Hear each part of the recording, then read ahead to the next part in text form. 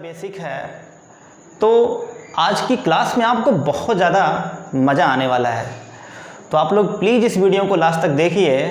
Definitely आपके सारे concept clear हो जाएंगे। बेटा आज आपको फील आ जाएगा आखिर वास्तव में फिजिक्स क्या चीज़ होती है, ये आप फील करोगे लास्ट तक। ओके, तो बेटा आपसे रिक्वेस्ट है कि आप लोग इस वीडियो को लास्ट तक देखिए, आपके सारे कॉन्सेप्ट क्लियर हो जाएंगे और आपको फीलिंग आ जाएगी वास्तव में सीरीज और पैरेलल कॉम्बिनेशन क्या होता है। तो बेटा आज का टॉपिक है इक्विवेलेंट कैपेसिटेंस। इसका मतलब बेटा इसके नाम से कन्फर्म है, इक्विवेलेंट। बहुत सारे कैपेसिटेंस को एक सिंगल कैपेसिटेंस में हम यहाँ पे चेंज करने वाले हैं। अब मैंने एज्यूम किया कि हमारे पास ये 3 कैपेसिटर हैं। ओके, इन तीनों को एक सिंगल में कन्वर्ट करना है। इनके स्थान पे हमको एक कैपेसिटर बनाना है। Okay, that is called equivalent capacitance. तो सबसे पहले हम ये सपोज करेंगे कि हमारे पास जो पहला कॉम्बिनेशन है कैपेसिटर का वो सीरीज कॉम्बिनेशन है।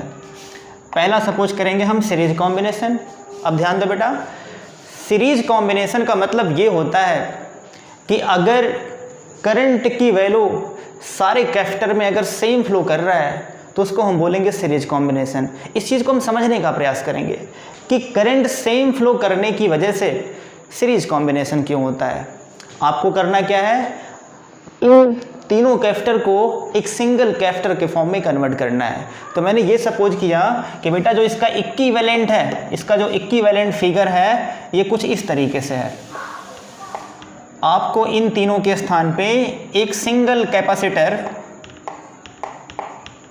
बनाना है और ये मैंने एज्यूम किया C है और यहाँ का पोटेंशियल V है। क्लियर। मैं बेटा ये सपोज कर रहा हूँ कि यहाँ का कैपेसिटेंस C1 है और यहाँ का कैपेसिटेंस C2 है और यहाँ का कैपेसिटेंस C3 है। अगेन मैंने सपोज किया कि हमारे पास 2 पॉइंट हैं, point A and point B। आपको फाइनली बताना है point A and point B के बीच नेट कैपेसिटेंस की वैल्यू क्या होगी, ये आपको फाइंड आउट करना है। मैंने सपोज किया इसके बीच में जो नेट कैपेसिटेंस है ये C है। ओके, आपको C की वैल्यू फाइंड आउट करना है। इसका इक्विवेलेंट मैंने यहाँ पे सपोज कर लिया। क्या होगा यहाँ पे, ये क्वेश्चन यहाँ पे क्रिएट होता है कि सर यहाँ पे क्या होने वाला है। तो बेटा ध्यान दो, बहुत ज़्यादा कॉम्प्लिकेटेड टॉपिक है ये। मैंने सपोज किया कि यहाँ पे एक पॉइंट C है और यहाँ पे एक पॉइंट D है। क्लियर। अब मैं ये सपोज कर रहा हूँ कि ये जो प्लेट है, दिस प्लेट, इस प्लेट से माइनस Q चार्ज फ्लो करता है। मैंने सपोज किया कि इस प्लेट से यहाँ पे जो फ्लो हुआ चार्ज का, दिस इज माइनस Q। या आप कह सकते हैं कि इलेक्ट्रॉन यहाँ से निकल रहा है, ये प्लस वाला इलेक्ट्रॉन को अपनी तरफ अट्रैक्ट करेगा। अगर इलेक्ट्रॉन यहाँ से निकला, इलेक्ट्रॉन निकलने का मतलब है माइनस Q चार्ज। अगर बेटा यहाँ से माइनस Q चार्ज निकला, इसका मतलब यहाँ पे हो गया प्लस Q चार्ज। क्योंकि इलेक्ट्रॉन जब निकलता है तो वहाँ पे पॉजिटिव चार्ज क्रिएट होता है, यहाँ हुआ प्लस Q चार्ज। अब ये माइनस यहाँ पे इंटर करेगा प्लस वाले से और फिर से माइनस वाले से माइनस Q बाहर निकल जाएगा और ये माइनस चार्ज अब यहाँ पे पहुँच गया, that is called minus Q। Clear. अब अगर आपसे पूछें कि बेटा इस वाले प्लेट पे चार्ज कितना होगा, तो आप कहेंगे दिस इज माइनस Q। लेकिन आंसर ये है कि माइनस Q कैसे हुआ। तो बेटा यहाँ का जो चार्ज माइनस Q है इसलिए होता है क्योंकि यहाँ से चार्ज का फ्लो होता है। यहाँ से चार्ज का फ्लो इस तरीके से चार्ज का फ्लो यहाँ पे होता है माइनस Q और ये वाला हो जाता है माइनस Q। अब चूंकि यहाँ से माइनस Q चार्ज निकला है और इसलिए ये हो जाएगा प्लस Q। क्लियर। अब बेटा अगर ये माइनस Q चार्ज है, इसका मतलब इंडक्शन की वजह से ये हो जाएगा प्लस Q चार्ज। और अगर बेटा ये प्लस Q चार्ज है तो सेम कंसेप्ट, यहाँ से निकलेगा,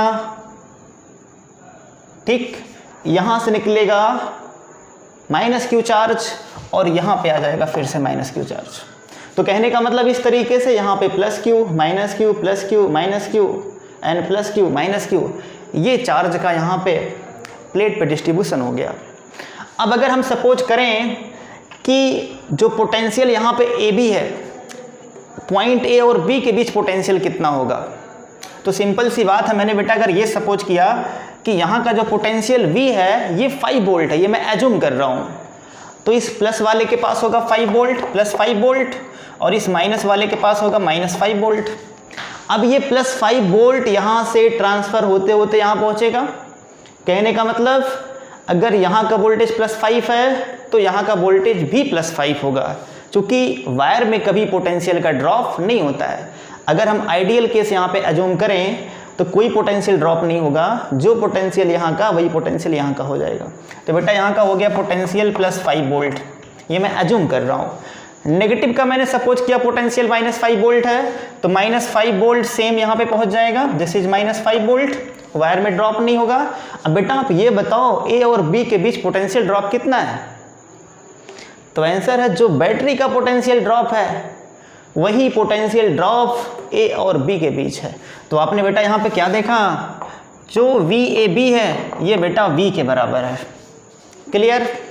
अब अगर आपसे हम पूछें कि जो VAB है इसमें क्या हो रहा है, तो आप यहाँ पे देख रहे हो कि अगर हम A से C की तरफ चलें तो बेटा उस केस में एक कैपेसिटर मिलेगा, फिर अगर C से D की तरफ चलें दूसरा कैपेसिटर मिलेगा, फिर अगेन हम D से अगर B की तरफ चलें एक और कैपेसिटर मिलेगा। तो कहने का मतलब अगर मैंने एज्यूम किया कि यहाँ का पोटेंशियल ड्रॉप V1 है, यहाँ का पोटेंशियल ड्रॉप V1 है, तो बेटा अगर हम फिर आगे बढ़ेंगे तो नेगेटिव चार्ज है तो पोटेंशियल कम होगा, फिर आगे बढ़ेंगे नेगेटिव चार्ज है पोटेंशियल कम होगा। तो मैंने एज्यूम किया कि यहाँ का पोटेंशियल V2 है और यहाँ का पोटेंशियल V3 है। तो बेटा आप ये देख रहे हो कि जो नेट पोटेंशियल बैटरी का है ये तीनों के पास डिस्ट्रीब्यूट हो जा रहा है। इसका मतलब हम ये कह सकते हैं कि जो पोटेंशियल बैटरी का है ये पोटेंशियल AB के क्रॉस है और ये पूरा का पूरा पोटेंशियल हर कैपेसिटर पे डिस्ट्रीब्यूट हो गया। पहले के पास V1, दूसरे के पास V2 एंड तीसरे के पास V3।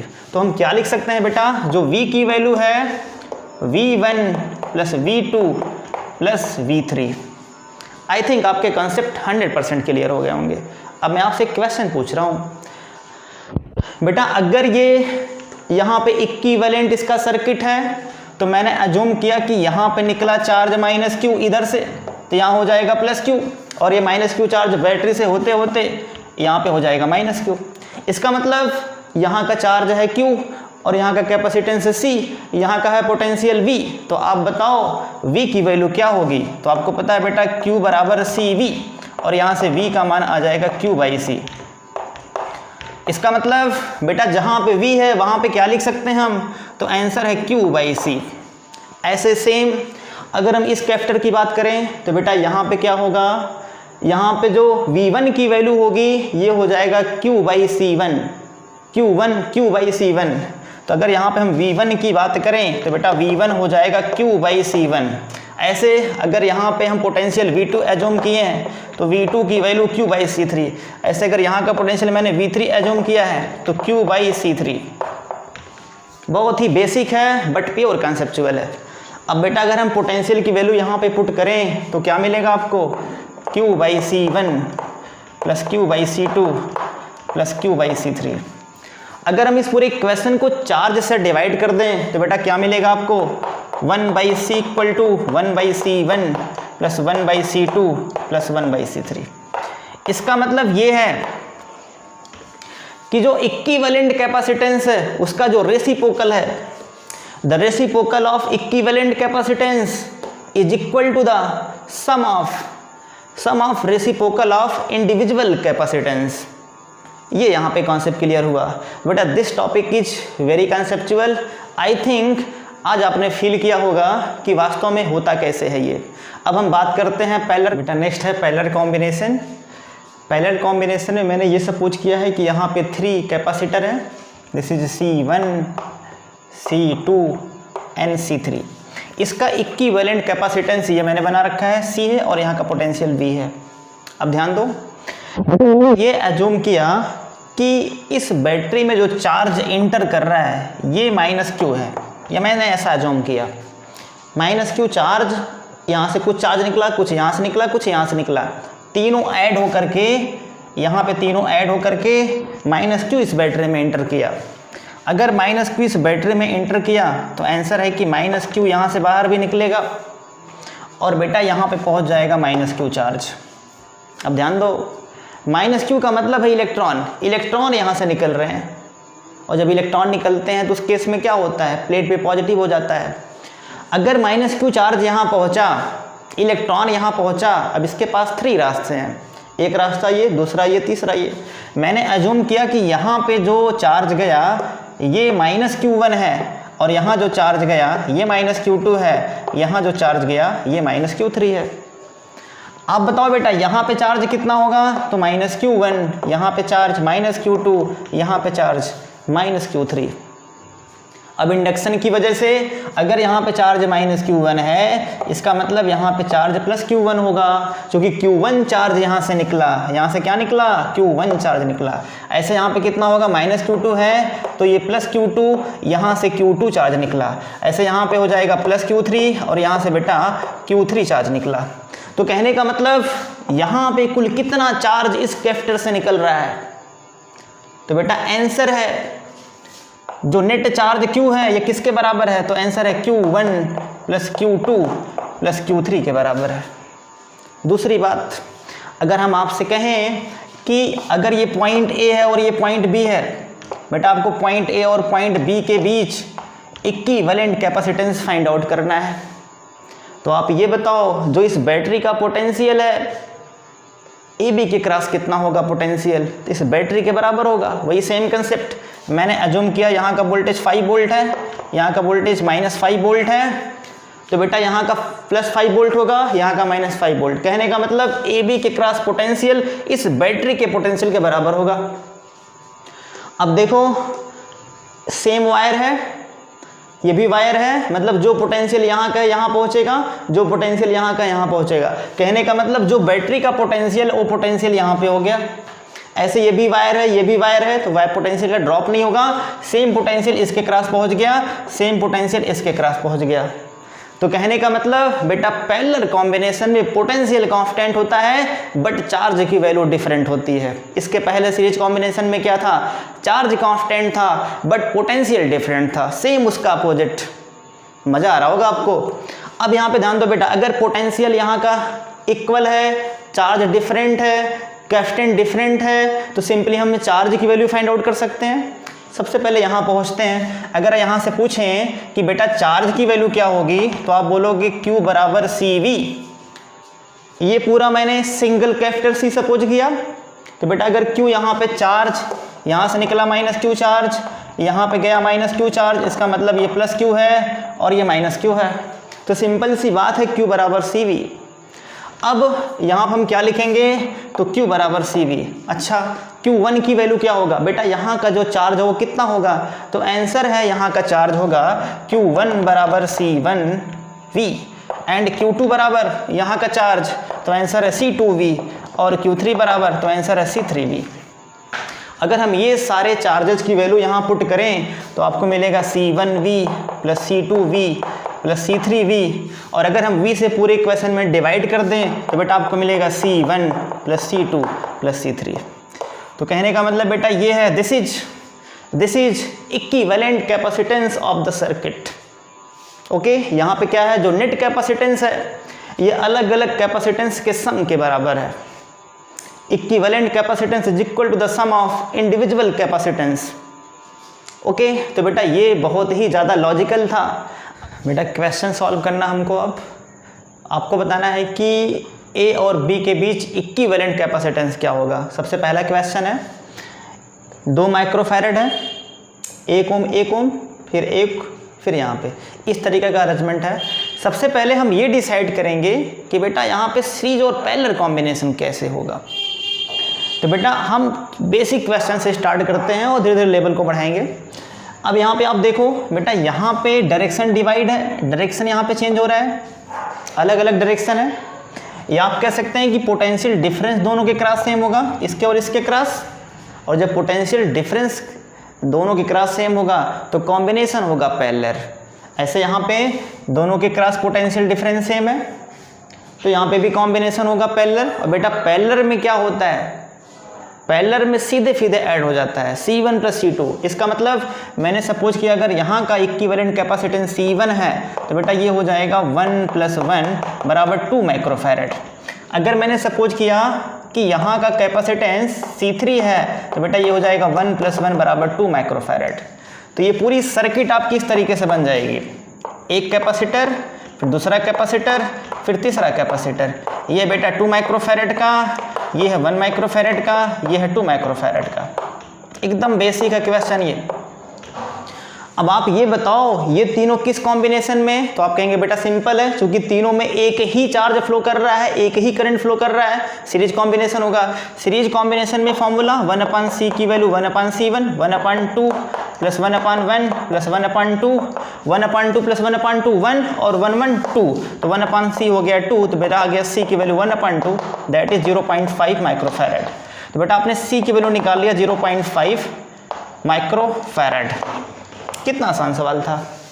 अगला क्वेश्चन देखते हैं। ये क्वेश्चन बोर्ड एग्जाम के लिए बहुत ज़्यादा इंपॉर्टेंट है बेटा। बोर्ड एग्जाम में बहुत क्वेश्चन आता है, आपको बताना है ए और बी के बीच इक्विवेलेंट कैपेसिटेंस क्या होगा। यहाँ पे गिवन है हर जगह CC। ध्यान दो, सबसे पहले हम ये पॉइंट एज्यूम करते हैं दिस इज VA। तो आप ये बताओ बेटा अगर VA पॉइंट है और इस केस में इस वायर से होते होते पोटेंशियल यहाँ का पहुँचेगा सेम पोटेंशियल VA। आपको पता है कभी वायर में पोटेंशियल ड्रॉप नहीं होता है इन केस आइडियल। अगर मैंने एज्यूम किया बेटा यहाँ का पोटेंशियल VB है तो सेम पोटेंशियल यहाँ पहुँचेगा VB। इसका मतलब अगर हम बात करें इस C के क्रॉस कितना पोटेंशियल है तो आप कहेंगे VA माइनस VB। इसके क्रॉस कितना पोटेंशियल है VB और VA, मतलब VA माइनस VB। इसके क्रॉस कितना है VB VA, VA minus VB। तो कहने का मतलब यहाँ पे जितने कैपेसिटर हैं तीनों कैपेसिटर के क्रॉस जो पोटेंशियल है ये बेटा VA माइनस VB है। पोटेंशियल डिफरेंस इक्वल है और जब पोटेंशियल डिफरेंस इक्वल होता है तो कॉम्बिनेशन हमेशा पैरेलल होता है। इसका मतलब अब बेटा अगर हम अपने C इक्विवेलेंट निकालें तो C + C + C कर देंगे, आंसर आ जाएगा 3C। कितना आसान है क्वेश्चन। अगला क्वेश्चन, ये सेकंड क्वेश्चन था। अब हम थर्ड क्वेश्चन की बात करते हैं। बेटा अगर थर्ड में आपने यूँ एज्यूम किया कि एक कैपेसिटर है, दूसरा कैपेसिटर है, तीसरा कैपेसिटर है। पहला वाला कैपेसिटर से इस तरीके से कनेक्ट है ये, और दूसरे वाले कैपेसिटर से यहाँ से यूँ कनेक्ट है, एक और कैपेसिटर ऐसे कनेक्ट है। ये सर्किट है, ये पॉइंट B है और ये पॉइंट A है। हर जगह C सपोज करते हैं, हर जगह C कैपेसिटर है, हर जगह C कैपेसिटर है। क्लियर। तो बेटा यहाँ पे आपको बताना है कि इक्विवेलेंट कैपेसिटेंस की वैल्यू क्या होगी। यहाँ आपको बताना है इक्विवेलेंट कैपेसिटेंस की वैल्यू क्या होगी। ये काफ़ी अच्छा क्वेश्चन है। तो अगर हम इसको हल्का सा एक्सपैंड करें तो बेटा किस तरीके से बनेगा फिगर। तो यहाँ पे आप देखो ये दोनों के बीच में ये आ रहा है, इन दोनों के बीच में आ रहा है। तो फिगर अगर हम इसको हल्का सा चेंज करना चाहें तो बेटा ये ब्रिज के तरीके से बनेगा फिगर, और ब्रिज में ऐसे बन जाएगा फिगर।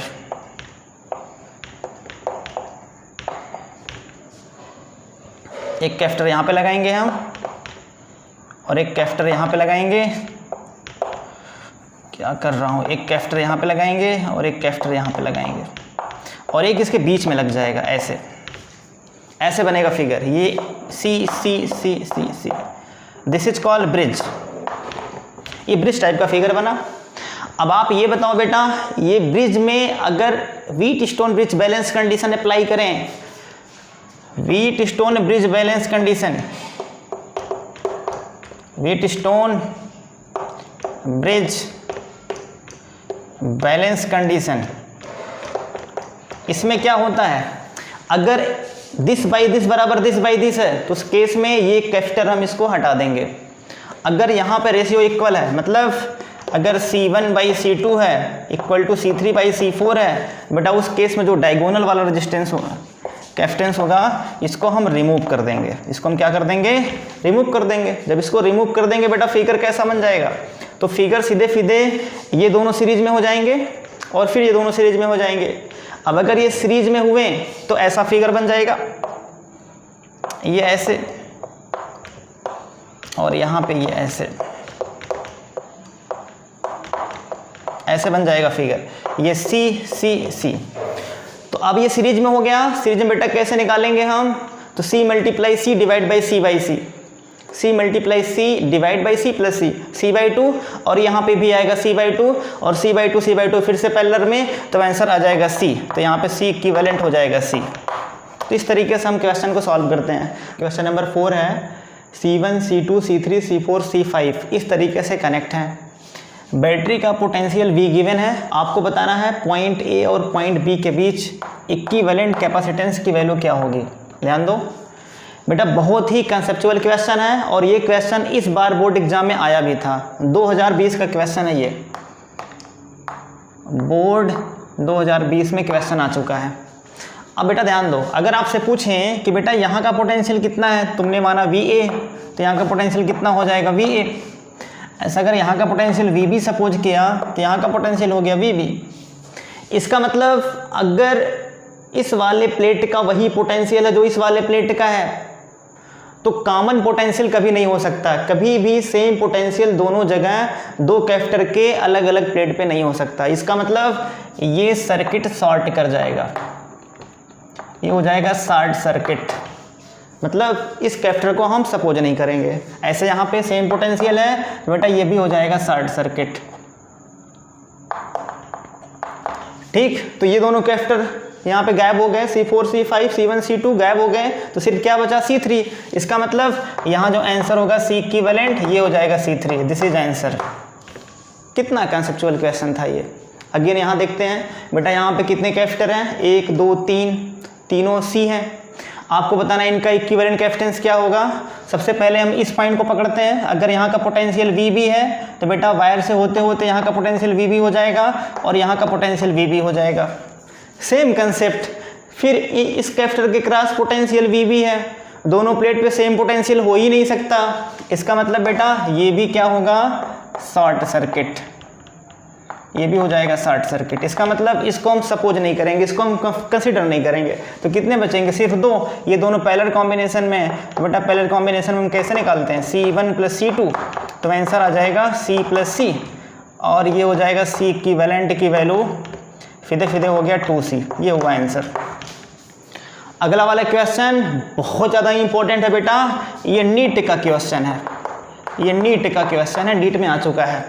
अब यहाँ पे ध्यान दो, कंसंट्रेशन बनाओ बेटा। अगर आपसे पूछें कि यहाँ का पोटेंशियल अगर तुमने सपोज किया, मानते हैं यहाँ का तुमने D मान लिया, तो बेटा ये सेम पोटेंशियल यहाँ पहुँचेगा, इसका भी VD होगा। अगर तुमने ये पॉइंट E सपोज किया तो बेटा इसका भी पोटेंशियल VE होगा, सेम पोटेंशियल यहाँ पे जाएगा।